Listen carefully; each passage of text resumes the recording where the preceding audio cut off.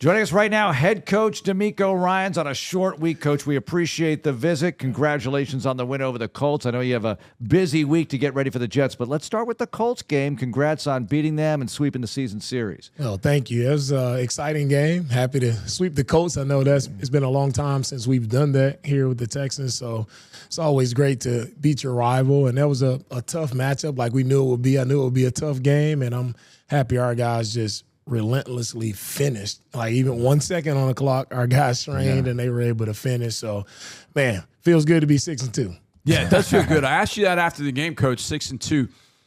So I'm going to ask you kind of a similar question. What was the overall key yesterday? I mean, there are a lot of different things when we dive into the details, and we will. But just overall, what do you think was the key to getting that win yesterday?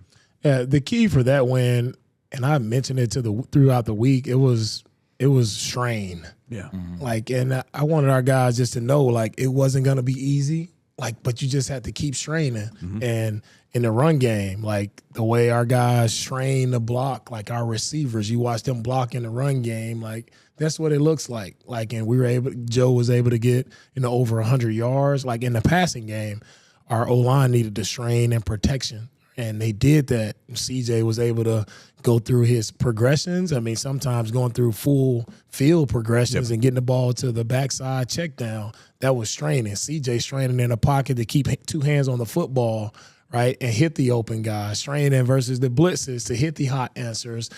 Defense, like the way our rush, Anthony Richardson, probably one of the toughest quarterbacks to bring down. He's so strong, right? The way our D-line strained and we were able to get 5 sacks on him, it was just so much effort, so much strain. Eric Murray, right, I mean, straining at the catch point to defend 3 passes there. Kamari Lassiter coming back, and it's just guy after guy after guy. And you talk about the key as well. It was just nobody flinched, and it was nobody. We didn't have to rely on one person.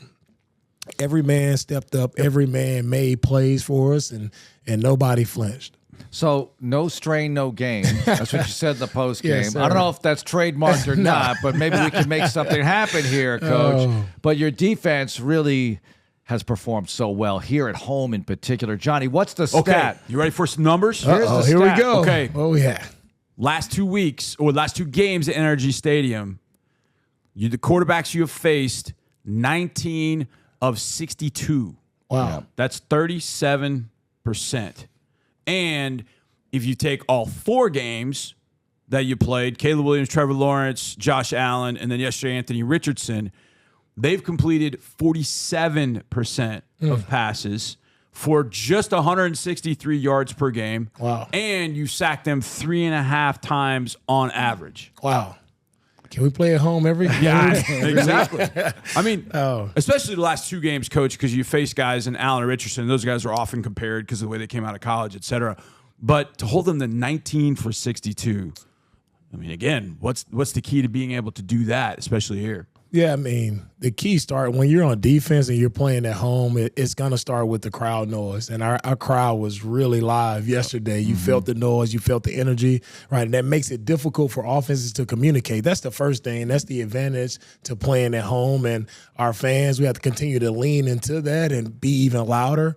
And, and it also helps snap count-wise, like our D-line is able to tee off. You can't hard count when you're on the road, so we're able to tee off. We have an advantage there. And the way our defensive backs, the way they covered, is pretty good. There's a lot of passes that were contested. Kamari, Stingley, Jalen, E. Murray, a lot of guys making plays on the football with the rush and the tight coverage. That's what makes it difficult. Yeah. Will and Daniil, really great game yesterday for both of those guys. I know it's about the entire group, but they really helped the cause. Yeah, you watch those guys get after it. I mean, I'm sitting back and like, I know I have to move on to the next game, but I can't stop watching those guys in my office and watching the way that they rush. And it's just so impressive. Like, it's so many passes that I think Daniil doesn't get credit, but he had so many pressures, so many passes that he affected where he's so close, right, to Anthony Richardson, not allowing him to complete the follow-through on the passes, which resulted in, inerrant throws. It resulted in PBUs. It was just impressive to see how he just stayed after it, right, and how confident they were. I see those guys again pregame. I tried to dap Will up pregame. He was just like zoned out. He's like didn't even know. I was like, okay, this is gonna be a great day. So it was. I want to see that every pregame with both of those guys. So Devin White yesterday at linebacker, Coach. Yeah. I don't know if you expected him to play as much as he did, or you wanted him to play more than he did. What were kind of your thoughts when you went back and you looked at the film of what Devin was able to do against the Colts? Yeah, first off, credit to Devin. I mean, this guy was in the building more than anybody this past week. He was hungry to understand our terminology, what we wanted from him, and for him to step in on a short week, man, really sharp guy. And once I seen how locked in he was, and with the reps that he only got a few reps at practice, but I seen how locked in he was like.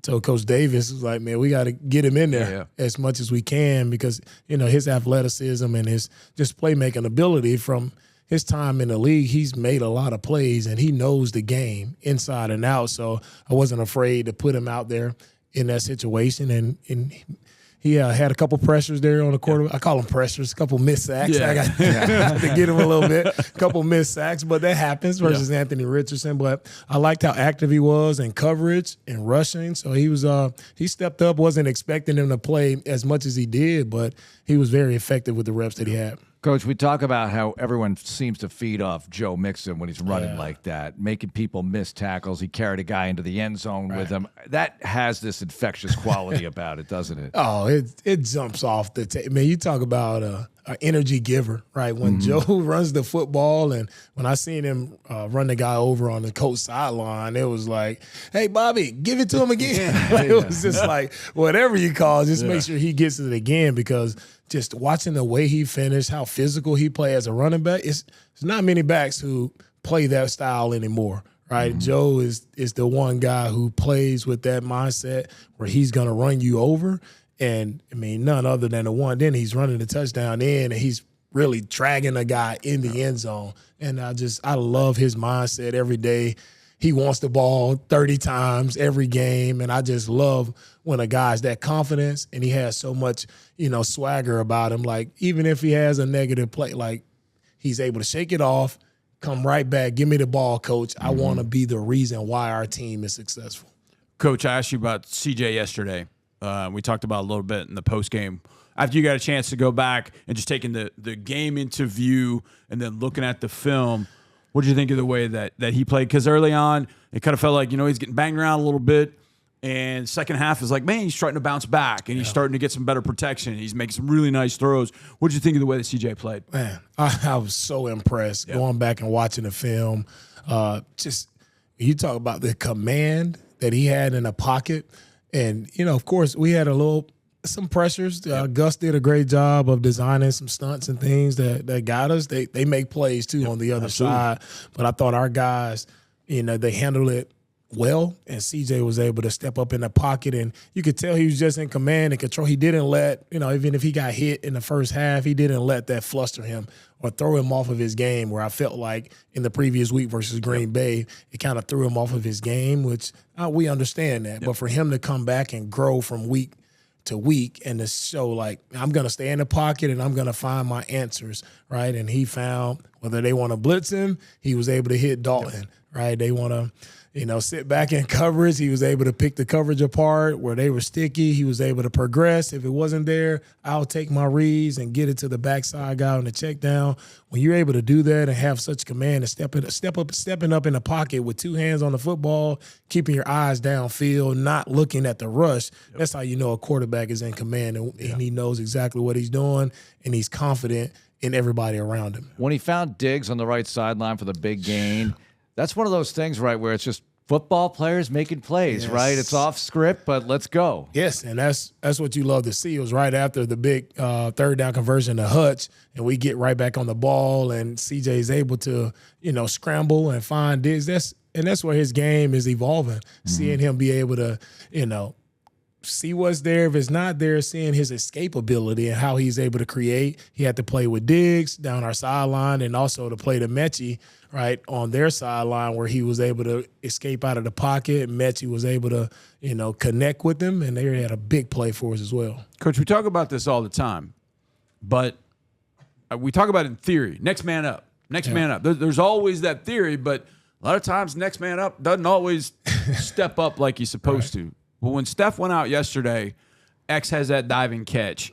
Mechie makes the catch on the big over route. When you have young guys in particular that step up and truly are the next man up, and then the team benefits because of the way they played. I would imagine as a coach, it's A, fulfilling, but also B, help lead to a win. Did it not with X and Mechie stepping up? Oh, that's why this win was, I was so proud of the guys for this win, because it was just, as I'm going through highlights and our team meeting, it's just so many different guys. Cade on this block, Dalton on this catch, Mechie, Hutch, Tank, Rob. It's just when I can step in a meeting and name multiple guys doing great things and making big plays with third down conversions or blocking in the run game, like that's the makings of a good team, right? Where you're not heavily relying on just one person, right? And it starts with, of course, CJ and him not just eyeing down one person. He truly goes through, and I know I said this a lot, but who's the number one receiver, whoever is open.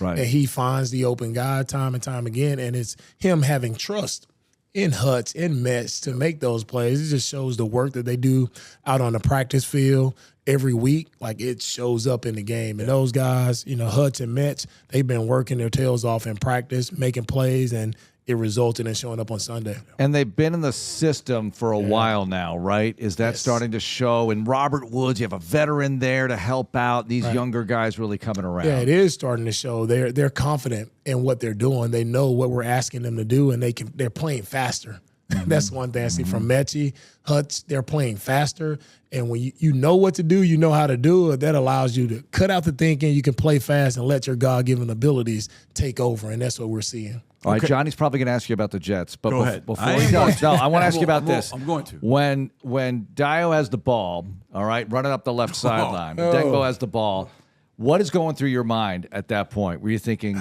please have him be down, or were you not sure? What were you thinking? Because I had flashes of 2008 running through my head against the Colts, and I don't even want to mention what that was. Yeah. Oh, man. Well, whenever I saw when the ball was pitched and he took off, I was just like, there is no way this is happening. This is a nightmare. And I was like, man, I got to stop saying this is going to be hard. Yeah. I got to stop saying that. But when I look back at the replay, I'm like, oh, he had to be down. Yeah. Like, to give me some type of hope that he was down. Right. Please, I'm trying to talk to the ref and plead with the ref that he has to be down. But, man, you talk about I had no words for a while watching them run down the sideline. Just knowing where we were in that game, we were about to close it out, like just running the ball, running time off the clock, and then see such a swing happen and you see their sideline just going crazy. I was just like, there's no way.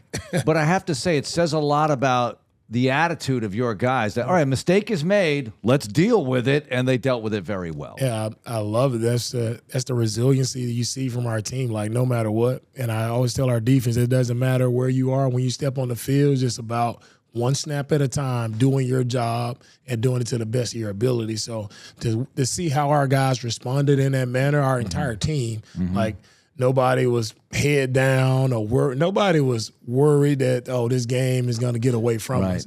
That's the confidence that you need each and every week that you step out there. And defense went out and they shut them down 3 and out right after that play. So that was Daniil's big sack. Yep, that that's was huge. And it felt like when it got overturned, it felt like there was almost this juice or energy that your defense picked up. Like, okay, we still got the lead. Yes. All right, we got this now. And that it was kind of felt that way. So it's the Jets. Yeah. Let's move forward. Put this one in the rear view. Okay. All right. The sweep of the Colts, it's awesome. Mark was really excited. We're all enjoy really this excited. one. Yeah, because it doesn't happen, like you said, very often. But now it's the New York Jets. So I'm going to start in a bad place, but I want to get to a good place. Last year we went up there. They did a little number to us last year up there. I know that's probably not revenge and all that kind of stuff, but is there anything you take out of that you move forward into the preparation for this year, Coach, especially because it is a short week? Yeah, that's the first thing that's on my mind. Like how we went up there last year is probably one of our worst games that we played, especially defensively, going up there last year. And so that's the first thing that sticks out to me. Like, man, we have to be locked in. When we step in this place, we have to be locked in, know what we're doing, and we have to make the plays that we're supposed to make. So we didn't do that last year. That sits with me. It still sits with me. Yeah. I know I need to let it go, but it's hard. Yeah. So I'm fired up for this one. Right, yeah. I'm fired up for this one, and they're a talented team, talented roster. We know their record kind of doesn't say that, but I know the players that they have. Starting their defense, top 10 defense. They got playmakers all over the field. They're aggressive at the corner position. They're aggressive, fast linebacker. Quincy Williams, their front. McDonald, their rusher on the edge. And Quentin Williams on the inside. Very talented defense. Then you go to the offensive side. I mean, Aaron Rodgers, he's made a lot of plays in this league, right? So having him, and he's teaming back up with Devonta Adams. And by the way, they do have a guy, Garrett Wilson, who's pretty good as well. Right. These guys have talent all across the field, right? And there's going to be a great matchup for our guys. Yeah. How much extra pre-work did you have to do? Because I know you have some coaches getting ready for the next one even before you play the game on Sunday, because you have to be ready to go Monday and Tuesday for your game planning. But in a short week situation, how do the coaches handle it? Yeah, our coaches were able to get some work in over the weekend, and towards the end of last week, they were able to get work and get a head start, on the Jets. For me, I can't. Yeah. My mind doesn't work that way. You guys have that. I say, man, you guys got it. I'll be ready for the information on Monday, whatever you guys have. But for me, it's just locked in strictly on the Colts. So now, it's full court press all on the Jets for me from now all the way up until game day. So it's a short week from that standpoint. So, Coach, what is it from a practice perspective? I would imagine no pads, but kind of how do you handle practice over the next few days before we take off? Yeah, practice-wise, we have to kind of squeeze in like our Wednesday, Thursday, Friday, Saturday. We have to squeeze in all those days in the 2 days of preparation. So on like tomorrow, we'll come in. Our players are off on today. They'll come in tomorrow. We'll be here a little longer than normal. We'll get our first and second down in the morning, come back in the afternoon, work on our third down, short yardage goal line type things. And then the following day that's Tuesday. That's Wednesday. That'll be our travel day. Yeah. Mm-hmm. So on that travel day, we're trying to squeeze in our Friday and Saturday. And then we go travel to New York. Yep. And the good part about, playing on Thursday night is you have we're actually playing at 8:15, so you have a little more time in the day on Thursday. So we'll have time there in the morning for final preparations, for meetings, special teams, and offensive and defensive meetings. How did you like these or deal with these as a player, and how did that influence how you deal with these as a coach? Yeah, it's I would say it is just honestly, it's very tough as a player to, you exert so much energy on Sunday, and then you pour so much into the game, and then to have to get your body recovered in such a short time to play for Thursday is very hard. It's very demanding on players. And so it was difficult for a player to get back. And that's why my biggest thing is just rest and recover. So I feel like the team that's recovered the best and well rested, then you have your best chance on Thursday. Coaches, it's not, you can't, I think, waste time on, are we doing this, doing that? Like, you have to be decisive in what you're doing. Like, so when the players come in tomorrow, hey, this is the game plan and we have to go forward. So coaches have to be confident and decisive. You have to kind of shrink things down so guys can play fast. Don't want guys overthinking on Thursday. And the best thing about Thursday is winning and having a weekend off. Yeah, right. So you crunch all this preparation time into 2 days, and you hope your players go out and play well and finish with a win and say, hey, have a great weekend. See you Monday. You have almost 2 decades of Aaron Rodgers tape to go through, but video. But do you use the most recent because that's the most relevant, really? For sure. The most recent for these guys, and with them changing play callers, so to be more seeing how Downing has called it in these past 3 or 4 games, and seeing what they changed. But most of it will be it's about us and our guys just playing our defense, playing our offense the right way, making sure we know who we're blocking, make sure we know who we're covering, and being sticky and challenging and making plays. That's what this game will come down to. It won't be a lot of, tricking the opponent and their offense. They don't do a lot offensively or defensively. They kind of have the same mindset kind of as us, as we're going to rely on our fundamentals and let the playmakers make plays. All right, Amegy Bank Ask Coach question of the week. Some Halloween-related stuff, Coach. I know we've addressed some of this before, but you've got kids, so how are they going to handle Halloween? They're going to go trick-or-treating without you, they don't get to do that on Thursday, but I think they'll get over it, right? Yeah. But for you personally, what is your favorite holiday? And let's take away Christmas and Easter or whatever, any kind of religious stuff, but just sheer enjoyment. Is it, say, 4th of July, barbecue? Yeah. Is it Christmas or Thanksgiving or something like that? What is your personal fave? My personal favorite would be Thanksgiving. I love Thanksgiving. It's just such a joyous time. All the family coming together, having dinner, watching football all day. That's always been one of my favorite holidays. I remember as a young kid just growing up, going out and playing football in the yard. That's when it's a little colder, so you can get out. And so that's always been, a joy of mine. It's just that family time, having that bond, the laughter, excitement in the air. That's the one I love the most. When you were at Alabama, did you guys play Iron Ball on Thanksgiving ever, or was it always the Friday after? Friday after. Okay. Do you remember Sean Cody dressing up in the pilgrims? Sean Cody, he's always comic relief. And speaking of, Coach, you had did you get a chance to see? I asked you about this. Did you get a chance to see some guys after the game? Was that kind of cool? I saw Arian after the game. Of course, saw Travis, my guy Travis. Saw him and Andre. It was cool to see all those guys and to see those guys here supporting Andre and what Andre means to everybody. Yeah. Everybody loves Dre. It was cool to see a lot of former teammates. Outstanding, Coach. Thanks a lot. Good luck this week. Thank you, guys.